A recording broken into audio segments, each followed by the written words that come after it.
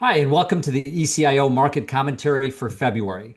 February was a bit of a mixed month for U.S. equity investors as the S&P 500 lost 0.8%, while the other broader-based indexes were all in positive territory.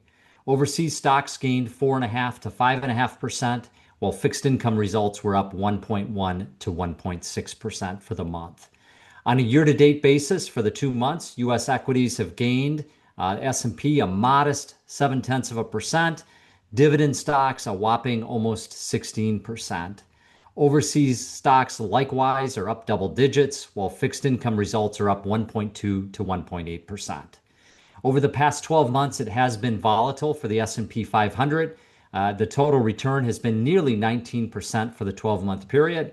But we started in February of 25 on a downdraft, losing nearly 19%, followed by this remarkable rebound of nearly 40%, leading to the highs of where we are today. From a sector perspective, the value-oriented sectors led the way higher: utility, energy, and material stocks. That was similar to what we saw in January. Meanwhile, the technology and communication services stocks, a lot of those companies tied to AI, tended to lose ground in February. That also was a continuation of what we saw in January. So all in all, for U.S. stocks, we saw a broadening of the rally beyond the Magnificent Seven. Those are those big technology stocks, with value and cyclical stocks leading the way.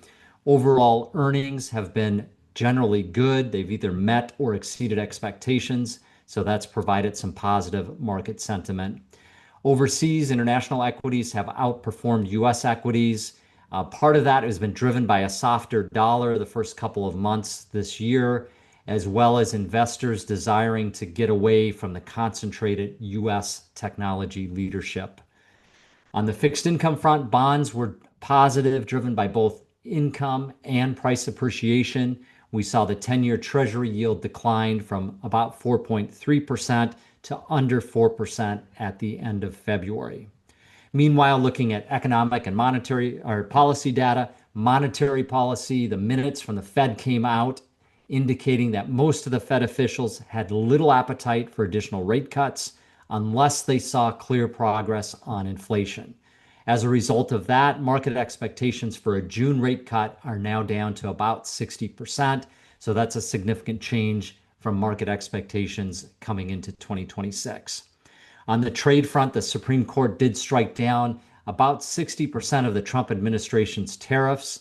In response, the administration announced an across-the-board 15% tariff.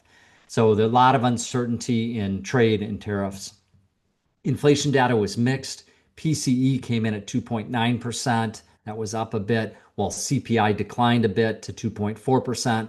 Both of those numbers are above the Fed's target of 2%.